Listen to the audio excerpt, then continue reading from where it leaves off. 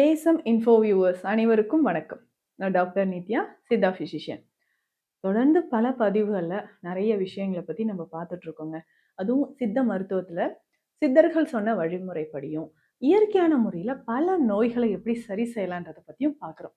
அதில் முக்கியமான ஒரு விஷயம் ஆண்களுக்கும் சரி பெண்களுக்கும் சரி இந்த காலகட்டத்தில் அதிகமாக வருது அப்படின்னு பார்த்தோம்னா இந்த தைராய்டு ப்ராப்ளம் தாங்க.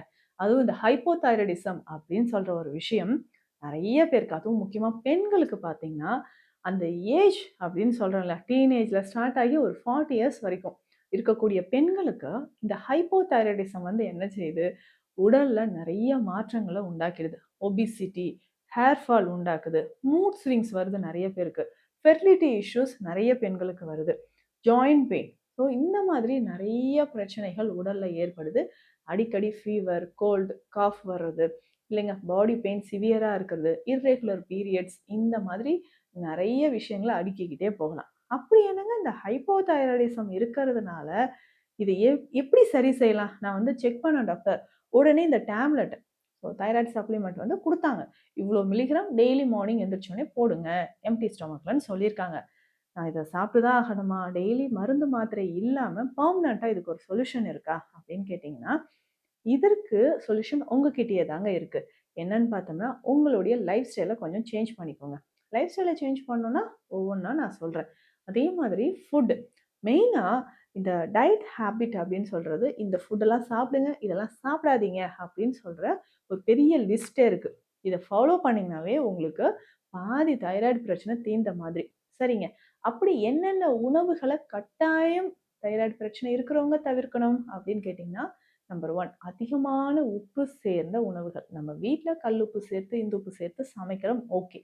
அவுட் சைட் ஃபுட் நிறைய சாப்பிட்றீங்க இல்லையா, ப்ரிசர்வேட்டிவ்ஸ் இருக்கிறது, அதே மாதிரி சிட்ரஸ் ஃப்ரூட்ஸ் இருக்கக்கூடிய உணவுகள் நம்ம நிறைய சாப்பிட்றது, இல்லை சிட்ரஸ் ஃப்ரூட்ஸ் நிறைய சாப்பிட்றது, இதையும் நம்ம தவிர்த்துக்கோங்க.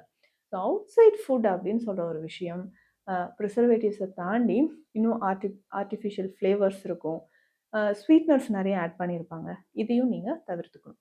அதுக்கு அடுத்ததாக அதிகமான இனிப்பு சாப்பிட்றீங்கன்னா அதையும் குறைச்சிக்கோங்க. ஸோ இந்த ஸ்வீட்ஸ் எல்லாமே ஜென்ரலாக உங்கள் உடலில் இந்த ஹார்மோன் இம்பேலன்ஸ் அப்படின்ற ஒரு விஷயத்தையோ நிறைய கட்டிகளையும் உருவாக்குது. கட்டிகள்னா அப்படின்னு எங்கெங்கே உருவாக்கலாம்? பிசிஓடி நிறைய பேருக்கு இருக்கா? அதாவது இந்த ஹைப்போதைராய்டிசம் இருக்க பெண்கள் நிறைய பேருக்கு பிசிஓடி ப்ராப்ளமும் ஏற்படுதுங்க. அப்போது இந்த கட்டிகள், பிசிஓடி மாதிரி கட்டிகளோ, இல்லை தைராய்டு கிளாண்ட்லேயே நிறைய பேருக்கு நொடியூல்ஸ் ஃபார்ம் ஆகுது இல்லைங்களா? இதுதான் இன்னைக்கு எக்கச்சக்கமான பேருக்கு இருக்கிற ஒரு விஷயமா இருக்கு. ஸோ தைராய்டு கிளாண்ட்ல நொடியூல்ஸ் ஃபார்ம் ஆகுறதும் இன்னைக்கு நிறைய பேருக்கு நம்ம பார்க்குறோம். அடுத்தது வேறு என்னங்க அவாய்ட் பண்ணணும்? இந்த வெஜிடபிள்ஸில் காலிஃப்ளவர், இந்த ப்ரோக்காலி, கேபேஜ், முட்டைகோஸ் இதெல்லாம் தவிர்க்கணும்னு சொல்கிறாங்களே டாக்டர். எனக்கு காலிஃப்ளவர்னா ரொம்ப பிடிக்கும். எதனால் நான் இதை தவிர்க்கணும் அப்படின்னு கேட்டிங்கன்னா, இதில் ஒரு கண்டென்ட் இருக்குங்க, காய்ட்ரோஜன்ஸ் அப்படின்னு சொல்லுவோம். இந்த காய்ட்ரோஜன்ஸ் என்ன பண்ணுதுன்னா, நம்மளுடைய கிளாண்டை, தைராய்டு கிளாண்டை கொஞ்சம் கொஞ்சமாக அஃபெக்ட் பண்ணும். ஸோ அதனால தான் இதை சாப்பிடாதீங்க, கொஞ்ச நாளைக்கு காலிஃப்ளவர், கேபேஜ், ப்ரொக்காலி இந்த மாதிரியான உணவுகள் கொஞ்ச நாளைக்கு எடுக்காதீங்க அப்படின்னு சொல்கிறோம். இது தைராய்டு ஹார்மோனில் ஒரு இம்பேக்டை ஏற்படுத்துது. தைராய்டு கிளாண்ட் மேலேயும் ஒரு பாதிப்பை ஏற்படுத்துறதுனால சரியாக நமக்கு தைராய்டு ஹார்மோன் செக்ரீட் ஆகிறது இல்லை. இதனால தான் என்ன ஆகுதுன்னா, டிஹெச் லெவல் கடகடகடன் இன்க்ரீஸ் ஆகும்.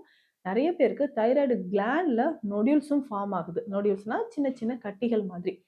நிறைய பேருக்கு இந்த கழுத்து, அடி கழுத்து பார்த்தீங்கன்னா கொஞ்சம் வீக்கம் தெரியும். கழுத்தை கொஞ்சம் மேல் நோக்கி தூக்கி காட்டுங்க அப்படின்னு சொல்லும்போது, லைட்டாக தூக்கும்போது, லிஃப்ட் பண்ணும்போது கழுத்து பகுதியில் அடியில் கொஞ்சம் வீக்கம் நமக்கு தெரியுது. இப்போ இதனால என்ன ஆகும், நாளடைவில் இது வேற ஏதாவது ஒரு பாதிப்பு வருமா, கேன்சராக மாறிடுமா? இந்த தைராய்டு கிளாண்டை நம்ம எப்படிங்க சரி செய்யுது? நொடியூல்ஸ் இருந்தால் ஈஸியாக இது க்யூர் பண்ணிடலாமா? எஃப்என்ஏசி டெஸ்ட்லாம் எடுக்க சொல்லியிருக்காங்க, ஸ்கேன் எடுக்க சொல்லியிருக்காங்க, எனக்கு ரொம்ப பயமாக இருக்குது அப்படின்னு சொல்லுவாங்க. இன்னும் ஒரு சிலர் பயாப்சி டெஸ்ட்டும் எடுத்து பார்த்துருப்போம். இந்த மாதிரி கண்டிஷனில் நம்ம சித்த மருந்துகள் எப்படிங்க எடுக்கலாம்? ரொம்ப சிம்பிளாக நிறைய மருந்துகள் இருக்குங்க. அதை நம்ம பயன்படுத்த உங்களுக்கு தைராய்டு ஹார்மோன் லெவல் நார்மலாக வர ஆரம்பிக்கும். இதை தாண்டி நம்மளுடைய யுட்ரஸில் இருக்கக்கூடிய பாதிப்பு, இர்ரெகுலர் பீரியட்ஸாக இருந்தாலும் சரி, அதை தாண்டி அதிகமான ஹேர் ஃபால், ஒபிசிட்டி, உடல் பருமன் அதிகரிக்கிறது, இது எல்லாமே நமக்கு குறைய ஆரம்பிச்சிருங்க. முக்கியமாக பார்த்தோம்னா நிறைய பேர் வெயிட் லாஸ் பண்ணணும்னு நினைப்போம். வெயிட் லாஸ்க்கான எவ்வளோ முயற்சி எடுப்போம், வெயிட் லாஸ் ஆகாது. ஏன்னு கேட்டிங்கன்னா, இந்த தைராய்டு தான். அப்போ இந்த தைராய்டு பிரச்சனை இருக்குன்னே நமக்கு தெரியாம, வெயிட் லாஸ் பண்றதுக்கான அவ்வளோ முயற்சியும் எடுத்து பலன் அளிக்கல அப்படின்னு நம்ம விரக்தி ஆயிடுவோம். ஒரே ஒரு முறை தைராய்டு ஹார்மோன் லெவல் எப்படி இருக்குன்னு நீங்க செக் பண்ணிக்கோங்க. சரிங்களா? இந்த உணவுகள் எல்லாமே நீங்க தவிர்க்கிறது நல்லது. சரிங்க டாக்டர். எந்த மாதிரியான உணவுகள் நான் எடுக்கலாம் அப்படின்னு கேட்டீங்கன்னா, காலையிலே ரொம்ப சிம்பிளா ஒரு டீ சொல்றேன். ரெகுலரா இந்த டீ குடிங்க. நீங்க டீ, காஃபி நல்லா சுகர் தூக்கலா போட்டு ஸ்ட்ராங்கா குடிச்சிட்டு இருந்தீங்க, அது எல்லாமே அவாய்ட் பண்ணிட்டு, கொஞ்ச நாளைக்கு ஒரு 2 மந்த்ஸ் இந்த டீய நீங்க குடிச்சு பாருங்க. உங்க தைராய்டு ஹார்மோன் நல்லாவே உங்களுக்கு திரும்ப அந்த தைராய்டு ரெகுலேஷன் வந்து கரெக்ட்டா இருக்கும். சரிங்க. இப்போ என்ன டீ நம்ம குடிக்கலாம் அப்படின்னு கேட்டீங்கன்னா, கருந்துளசி பொடி நீங்க எடுத்துக்கோங்க. இந்த கருந்துளசி பொடி நமக்கு கடைகள்லயே கிடைக்கும். அத வாங்கிக்கோங்க. இல்ல நெறைய பேர் வீடுகள்லயே துளசி இருக்கு. கருந்துளசி இருக்கு. அப்படி இருந்ததுன்னா, ஒரு கைப்பிடி அளவு கருந்துளசி எடுத்துக்கோங்க. இந்த கருந்துளசி பவுடரா இருந்ததுன்னா, ஒரு 1/2 டீஸ்பூன் எடுத்து வச்சுக்கோங்க. இதனோட முழு தனியா இருக்கு பார்த்தீங்களா? இத மிக்ஸில நீங்க 1, 2 உடைச்சு கூட எடுத்துக்கலாம்.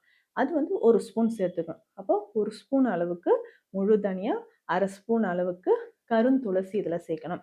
1/2 ஸ்பூன் அளவுக்கு சோம்பு, ஒரு சின்ன துண்டு நீங்க என்ன பண்ணணும்னா, கருப்பட்டி, ஒரே ஒரு கிராம்பு, லவங்கம் அப்படின்னு சொல்றோம் இல்லைங்களா? ஒரே ஒரு கிராம்பு சேர்த்துக்கோங்க. இத நல்லா பாயில் பண்ணிக்கோங்க. 3 கிளாஸ் தண்ணி விட்டு, 1 கிளாஸ் வந்ததுக்கப்புறம் ஃபில்டர் பண்ணி இத குடிச்சுக்கிட்டே வாங்க. டெய்லி ரெகுலரா குடிக்கணுங்க. 2 மந்த்ஸ் டெய்லி காலையில குடிச்சிட்டு வாங்க.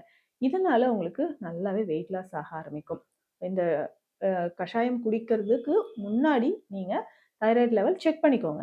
கஷாயம் குடிச்சிட்டே வந்து ஒரு 2 மந்த்ஸ்க்கு அப்புறம் திரும்ப செக் பண்ணுங்க. நல்ல ரிசல்ட் உங்களுக்கு கிடைக்கும். இத தாண்டி சித்த மருத்துவத்திலும் நிறைய மருந்துகள் இருக்குங்க.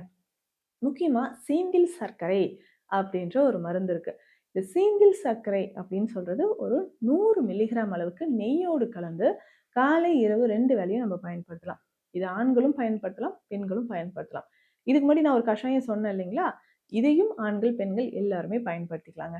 ஸோ இந்த சீந்தில் சர்க்கரை அப்படின்ற இந்த மருந்தும் ரெகுலரா காலையிலயும், ஈவினிங்கும் நீங்க சாப்பிட்டுட்டே வாங்க. நெய்யோடு கலந்து 100 மில்லிகிராம் அளவுக்கு சாப்பிட்டுட்டே வரும்பொழுது தைராய்டு சார்ந்த பிரச்சனைகள் கொஞ்சம் கொஞ்சமாக குணமாகும். இன்னும் ஒரு முக்கியமான விஷயம் என்ன தெரியுங்களா? தைராய்டு கிளாண்ட்ல வீக்கம் இருக்குன்னு வச்சுக்கோங்க நெறைய பேருக்கு. அந்த வீக்கத்துக்கு மேல பற்று போடணும். நல்லா உங்களுக்கு ரிசல்ட் இருக்கும். சரிங்களா? என்னென்ன சேர்த்து நம்ம பற்று போடணும் அப்படின்னு கேட்டீங்கன்னா, மஞ்சள்ங்க. மஞ்சள் பொடி இருக்கு பார்த்தீங்களா? 100 கிராம் எடுத்துக்கோங்க. வசம்பு பொடி 100 கிராம் எடுத்துக்கணும். சுக்கு பொடி 20 கிராம் எடுத்துக்கணும். சரிங்களா? இந்த சுக்கு பொடி அப்படின்னு சொல்றது நல்ல ஒரு காரத்தன்மை இருக்கக்கூடியது. இத சேர்க்கும் பொழுது அந்த வீக்கம் நமக்கு படிப்படியா குறையும். அதே மாரி தான் மஞ்சளும், வசம்பும் சரி. எந்த வகையான இன்ஃபெக்ஷன் இருந்தாலும் அத குறைக்கிறதுக்கு இது பயன்படும். இந்த 3 மூலிகையும் ஒண்ணா கலந்துக்கோங்க. வெந்நீர் விட்டு நல்லா குழைச்சு உங்களுக்கு எவ்வளவு தேவையோ அந்த அளவுக்கு எடுத்து, நம்ம வீக்கம் இருக்கக்கூடிய இடத்துல தினம்தோறும் ஏதாவது ஒரு வேளை பத்து போட்டுக்கிட்டே வாங்க. ஒரு 1 ஹவர் இது அப்படியே இருக்கணும் கழுத்துல. இல்ல நைட்ல போட்டுக்கிறீங்கனாலும் ஓகே. ஸோ ரெகுலரா இத ஃபாலோ பண்ணிட்டு வாங்க. வீக்கமும் உங்களுக்கு கொஞ்சம் கொஞ்சமாக குறைய ஆரம்பிக்கும். ஸோ இந்த பதிவு உங்களுக்கு யூஸ்ஃபுல்லா இருக்கும் அப்படின்னு நினைக்கிறேன். மீண்டும் அடுத்த பதிவில் சந்திக்கலாம். நன்றி.